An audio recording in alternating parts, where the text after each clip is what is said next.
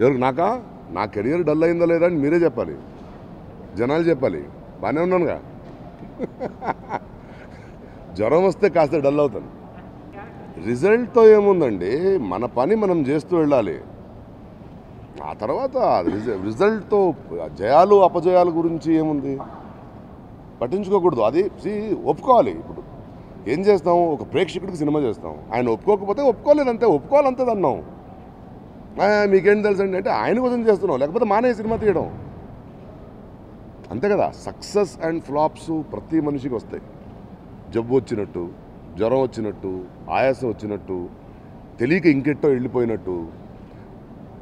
అలానే మనిషి ఫ్లాప్ కాదు, మనిషి ఆ రోజు ఆ క్షణంలో ఆలోచించిన విధానం కానీ, ఒక పాయింట్ కానీ, ఆయన చెప్పిన విషయం కానీ, ఆయన స్పందించిన తెరువు కానీ అది తప్పుగా ఉంటుంది తప్పితే, అందులో అర్థం లేకుండా ఉంటుంది తప్పితే, లేదా అర్థం ఉన్న అది ఆ టైంకి రావాల్సిన విషయం కాకుండా ఉండిపోవచ్చు తప్పితే మనిషి తప్పు కాదు.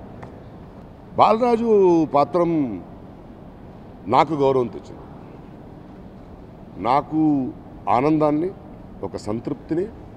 ఎందుకంటే నేను ఒక నటుడి మాత్రమే. సినిమా ఒక పెయింటింగ్ అంటే నేను అందులో ఒక కలర్ మాత్రమే, నేను పెయింటింగ్ కాదు. సో ఇలాంటి పాత్రలు, ఇలాంటి క్యారెక్టర్స్ ఎప్పుడో వస్తాయి, అది నేనే రాసుకొని తీసేది కాదు. అది వచ్చినప్పుడు నేను ఉన్నాను, అది నాకు దొరికింది, అది నాకు గౌరవాన్ని, ఒక మలుపుని, ఒక స్థాయిని, ఒక ప్రేమని ఇచ్చింది. కృష్ణవంశీ ఎలా తీస్తాడో కృష్ణవంశీతో అలా ఉంటుంది, గుణశేఖర్తో అలా ఉంటుంది, మణిరత్నంతో అలా ఉంటుంది, బాలచంద్రతో. ఎందుకంటే వాళ్ళందరూ వేరు కాబట్టి, ఆ కథలు వేరు కాబట్టి, వాళ్ళ ఆలోచన విధానాలు వేరు కాబట్టి, వాళ్ళ ఐడెంటిటీ వేరు కాబట్టి, వాళ్ళ స్టైల్ వేరు కాబట్టి, వాళ్ళు ఎన్నుకున్న కథలు వేరు కాబట్టి, వేరు కాబట్టి అది కృష్ణవంశీ గొప్పతనం. దయచేసి అర్థం చేసుకోండి, నేను ఏదో మోడెస్ట్గా మాట్లాడలేదు.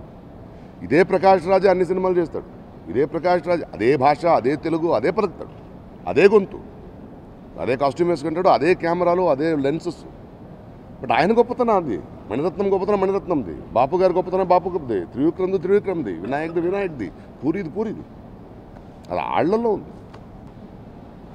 గోవిందుడు అందరూ వాడలే నిజంగా చాలా ఆనందంగా ఉంది. ఎందుకంటే ఒక మంచి అభిరుచి ఉన్న, మంచి విలువలున్న, మంచి ఇంటెన్షన్తో తీసిన సినిమాని ఈ పండగ టైంలో జనాలు రోజుకి, ఇవాళ 4th day and it is better than the first day అంటున్నారు, దాన్ని రిసీవ్ చేసుకుంటున్నారు. తెలుగు ప్రేక్షకులకి థ్యాంక్స్ ఫర్ దిస్. ఎందుకంటే మీరు ఒక సినిమాని మాత్రం గెలిపించలేదు, దానికి సంబంధించిన కృష్ణవంశీ కానీ, నాకు కానీ, రామ్ చరణ్ కానీ దీన్ని నిజంగా నమ్మి ఒక మంచి సినిమా చేయాలని తపన పడిన ప్రతి ఒక్కరికి ఒక గుర్తింపు ఇచ్చారు. And thank you, I love you all for this. రండి ఇప్పుడు కాదు, ఏం అడగాలి, ఎందుకంటే చెప్పాల్సిన బాధ్యత ఉంది, అంతేగా. చెప్పండి. వేసిన డైలాగ్ని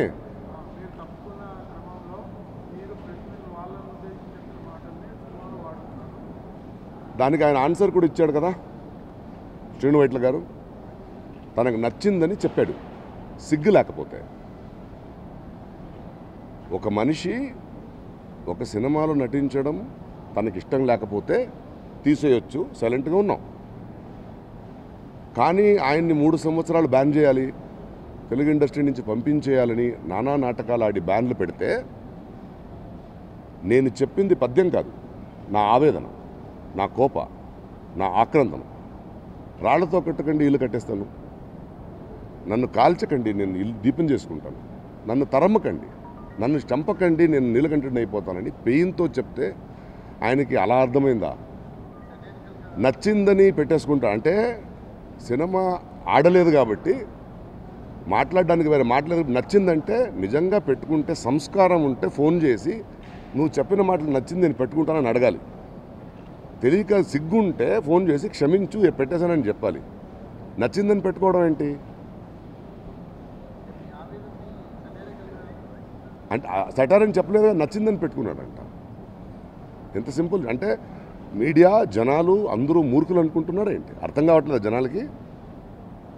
వాగేస్తే అంటే ఇంకా మారవా? ఎంత సింపుల్ అది. మనిషికి అహంకారం ఉండకూడదు. నాకు ఎక్కువ మాట్లాడడం ఏం విషయం లేదు అందులో. ఒక చిన్న కథ చెప్తాను మీకు, ఇది జరిగిన సంఘటన. ఇది రజనీకాంత్ గారు బాబా సినిమా రిలీజ్ అయింది. చెన్నైలో ఒక నైట్ 12:30కి నా కారులో వెళ్తుంటే ఒక పోలియో వచ్చిన ఒక మనిషి ట్రైసైకిల్లో ఏడుస్తూ వెళ్తున్నాడు. ఆయన పక్కన స్టూడియోకని వచ్చేవాడు, 500 100 ఇచ్చేవాళ్ళు ఆయనకి. ఎందుకు ఏడుస్తున్నావు అంటే, నా దేవుడు నాకు మోసం చేశారు సార్, 1200 రూపీస్ టికెట్ కొన్నాను సార్ అన్నాడు.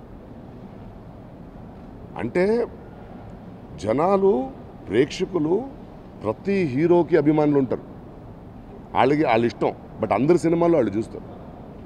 ఒకటి తెలుసుకోవాలి, మనం ఒక సినిమా తీస్తే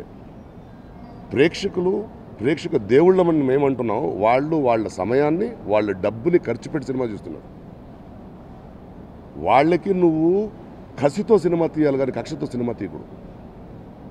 ఒక దర్శకుడై మహేష్ బాబు లాంటి ఒక అద్భుత స్టార్ను వాడుకుంటూ, కోట్లు పెట్టే నిర్మాతలను వాడుకుంటూ, ఈ సినిమా చేయడం వల్ల మాకేదైనా గుర్తింపు వస్తుందా అని సాంకేతిక నిపుణులు, నటులు పనిచేస్తుంటే వాళ్ళ సమయాన్ని వాడుకుంటూ, దీని నుంచి మనం సంపాదించుకుంటామని డిస్ట్రిబ్యూటర్స్, ఎగ్జిబ్యూటర్స్ డబ్బిస్తే దాన్ని వాడుకుంటూ, ప్రేక్షకుల సమయాన్ని వాడుకుంటూ కథ చూడడానికి వస్తే, ఆఖరికి నీ గుర్తింపు ఇచ్చే కలమ్మ తల్లిను వాడుకునే దానికి దిగజారితే ఇదే ఉంటుంది రిజల్ట్. అహంకారం పనికి రాదు. మన జనాలకు మనం చెప్పాల్సింది కథ. It is a team effort. నేనే అని కాదు, నీ సినిమాలో ఒక నటుడు నిర్మంటే తీసేస్తావా, పంపించేస్తావా? ఎందుకు వచ్చింది ఈ అహంకారం? ప్రేక్షకులు ఎంతమందిని చూడలేదు. నీకు పవన్ కళ్యాణ్ ఏం చేశాడు, ఎన్టీఆర్ ఏం చేశాడు, ఆ కోనా వెంకట్ ఏం చేశాడు, ప్రకాష్ రాజ్ ఏం చేశాడు, నిర్మాతలు ఏం చేశారు? వాళ్ళని ఆడుకోవడానికి సినిమా తీయడం ఏంటి? దానికి వస్తారా ఆడియన్స్? వాళ్ళకు మంచి చక్కటి కథ చెప్పండి, మా అభిమాన హీరోని చూపించండి అని నమ్మొస్తారు. అలా చేయాలి తప్ప ఇప్పుడు కూడా టైం లేదు. అద్భుతమైన పెద్ద సినిమాలు తీసిన దర్శకుడే దీని నుంచి నేర్చుకుని నెక్స్ట్ సినిమా మంచి సినిమా చేస్తే ఆయన బాగుంటాడు. బట్ అహంకారం పనిచేయరాదు. ఎందుకంటే ఏ అహంకారం కూడా, దాసరి గారి నుంచి, బాపు గారి నుంచి, విశ్వనాథ్ గారి నుంచి, కృష్ణ నుంచి ఎన్నో డైరెక్టర్స్ ఇక్కడ ఉన్నారు. వాళ్ళెవరూ కక్ష కోసం సినిమా తీయలేదు. తీసిన సినిమాలు హిట్ ఫ్లాప్ అందరికీ వస్తాయి, అది కాదు ముఖ్యం. నాకు మహేష్ బాబుకి 15 సంవత్సరాల అనుబంధం. నేను ఆయనంటే చాలా ఇష్టం. The most matured actors. ఆయన సినిమాలు నేను చేస్తూ ఉంటాను. నీ ఒక సినిమా తీయకపోతే నాకేం ప్రాబ్లం లేదు. ఆయన నేనేంటో తెలుసు, తనకు నేనేంటో తెలుసు. ఇప్పుడైనా మొన్న ఇంటర్వ్యూ దాకా సైలెంట్గా ఉన్నాను. బట్ ఇంటర్వ్యూలో నాకు మాట్లాడాల్సిన అవసరం లేదు, నచ్చింది పెట్టుకున్నాను, జనాలు ఇంకా చూస్తున్నారు. ఎందుకు వచ్చింది? మారితే మంచిది. పెద్ద హీరో సినిమా చేస్తున్నాడు, మంచి అవకాశం మళ్ళీ వచ్చింది, జనాలు ఎప్పుడూ క్షమిస్తారు, జనాలు క్షమిస్తారు. అంతేగాని అనవసరంగా దీన్ని మళ్ళీ కెలికి, ఆయన నచ్చింది నాకు పద్యం, ఆయన వెళ్ళిపోయాడు, ఎందుకు వచ్చింది కాదు? నేను ఒక దర్శకుడిని, నేను ఒక నటుడిని అంటే తప్పు కాదు, నేనే దర్శకుడిని అంటే తప్పు. అంతేగా? ఎవడి వల్ల అవదండి సినిమా, అందరి వల్ల అవుద్ది సినిమా. చూసేవాళ్ళ వల్ల అవుద్ది, చేసేవాళ్ళ వల్ల అవుద్ది. డబ్బు పెట్టిన నిర్మాత ఉంటాడు, కెమెరామెన్ ఉంటాడు, ఆర్ట్ డైరెక్టర్ ఉంటాడు, స్మాల్ చోటు నటులు ఉంటారు, డైలాగ్ రైటర్ ఉంటారు, ఎన్నో ఉన్నాయి. అందరూ కలిస్తే సినిమా, ఒక్కరి వల్ల సినిమా కాదు. అవును, నేను నాకు కోపస్తే అది అయిపోయింది. అది నాకు అసిస్టెంట్ డైరెక్టర్కి ఉన్న ప్రాబ్లం.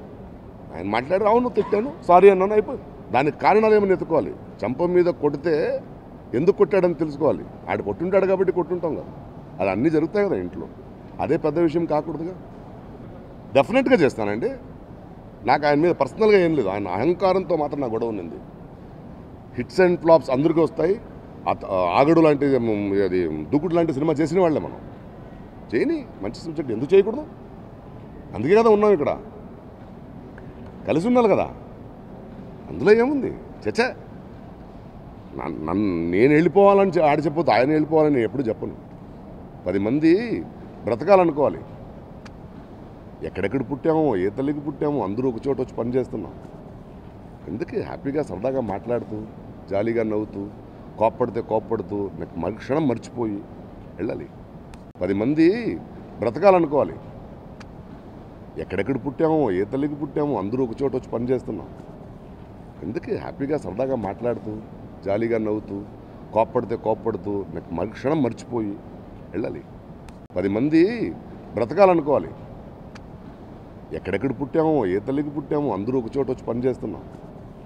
ఎందుకు హ్యాపీగా సరదాగా మాట్లాడుతూ, జాలీగా నవ్వుతూ, కోప్పడుతూ క్షణం మర్చిపోయి వెళ్ళాలి.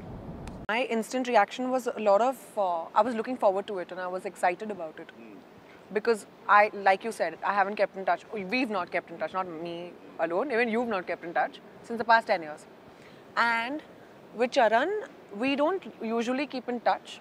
But when we work together, we have a very good rapport.